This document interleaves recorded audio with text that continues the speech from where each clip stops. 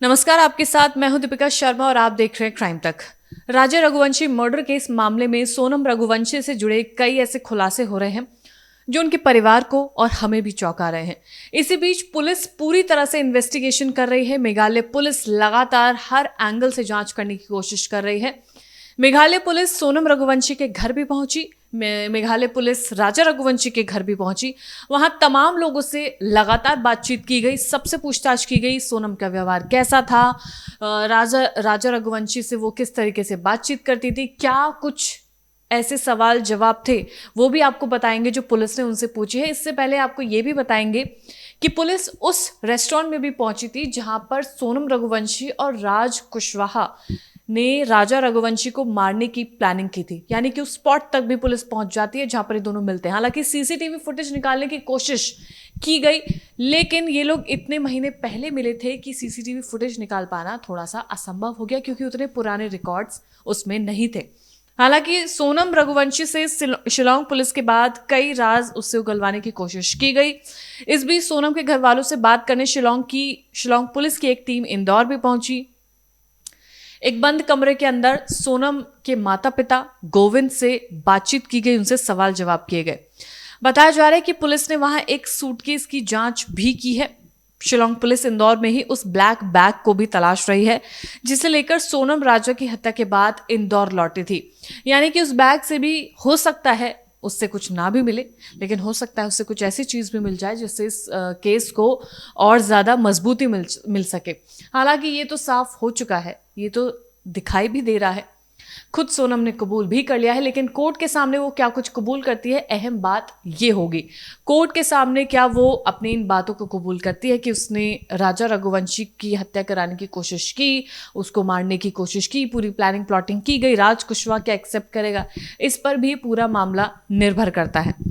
Police को आशंका है कि जो ब्लैक बैग की बात की जा रही है उसमें हत्या से जुड़ा कोई अहम सबूत हो सकता है। बताया जा रहा है कि शिलोंग पुलिस की एक टीम गोविंद नगर खारचा स्थित सोनम के घर पहुंची थी। यहां सोनम की मां संगीता, पिता देवी सिंह और भाई गोविंद से अलग अलग पूछताछ की गई। सबको अलग अलग बिठाकर उनसे सवाल जवाब किए गए। इसके बाद सभी को एक साथ बिठाकर भी पूछताछ की गई।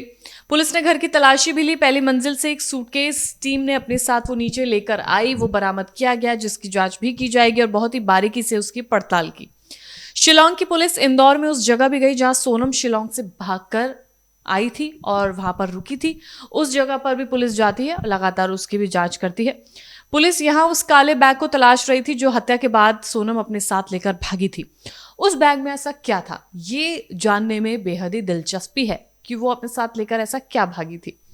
जानकारी के मुताबिक अभी तक उस ब्लैक बैग का कोई पता नहीं चल सका है। शिलोंग पुलिस की टीम सुपर कॉरिडोर इलाके में स्थित उस रेस्टोरेंट में पहुंची जहां पर सोनम और राज कुशवाहा की मुलाकात हुई थी। अक्सर वो लोग मिलते थे।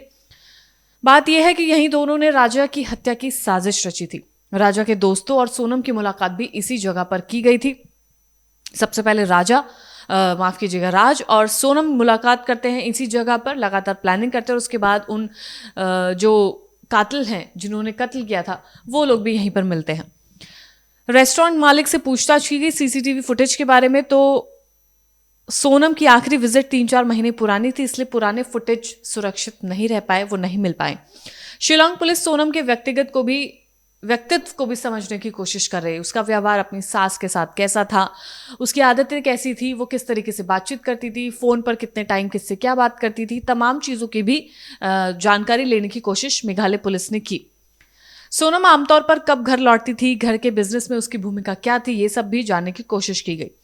सोनम से पूछताछ के बाद चौंकाने वाला खुलासा उस मोबाइल नंबर को भी लेकर हुआ जहां पर यह अटकलें लगाई जा रही थी कि आखिर वो संजय वर्मा नाम का शख्स कौन है जिससे सोनम ने 25 दिनों में 112 बार कॉल पर बात की है।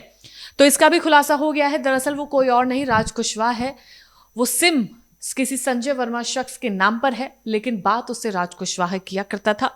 उस फोन से 25 दिनों में 112 बार कॉल की गई। जाहिर सी बात है, हत्या की प्लानिंग, हत्या से जुड़े तमाम चीजों का डिस्कशन इसी नंबर से किया गया था। क्राइम सीन रिक्रिएट किया गया जिससे कई राज खुले। पुलिस राजा के चारों कातिलों यानी राज कुशवाहा, विशाल, आनंद और आकाश को लेकर आई। असल में मेघालय पुलिस कातिलों के जरिए कत्ल के पूरे सीन को रिक्रिएट किया गया। इस पूरे सीन में ये पता चला कि जब राजा की हत्या की गई थी तो सोनम वहीं पर मौजूद थी। राजा को चारों तरफ से घेरा हुआ था आकाश विशाल ने, और सोनम भी वहां पर मौजूद थी। तीनों के पास 3 नए हथियार थे जिससे मारने की कोशिश क्या राजा को मारा गया। क्राइम सीन को जब रिक्रिएट किया तो पता चला कि जब राजा रघुवंशी के ऊपर हथियार से हमला किया गया, जब वो चिल्लाता है, सोनम को पुकारता है, तो सोनम डर जाती है और थोड़ा सा उस जगह से पीछे चली जाती है, लेकिन हत्या उसके सामने ही की गई थी। उसके बाद राजा रघुवंशी के शव को खाई में फेंक दिया जाता है, पहाड़ी से नीचे फेंक दिया जाता है। इस डाउट को भी क्लियर किया जाता है कि राजा रघुवंशी की हत्या पहाड़ से गिरने के वक्त मौत नहीं हुई है, बल्कि पहले हत्या की गई है, फिर उसको खाई के नीचे फेंका जाता है।